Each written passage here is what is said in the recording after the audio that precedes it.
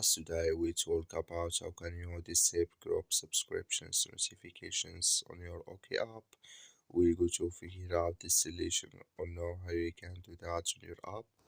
All you have to do, you just go above this sign, click on it here.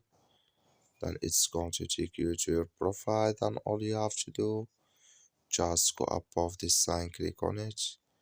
Then it's going to take you to next CPR. Then all you have to do, just click on notifications on screen.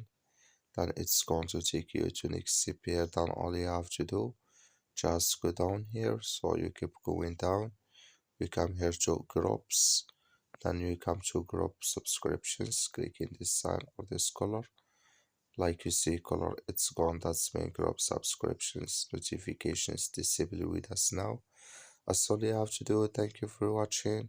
Don't forget to support us by like and subscribe.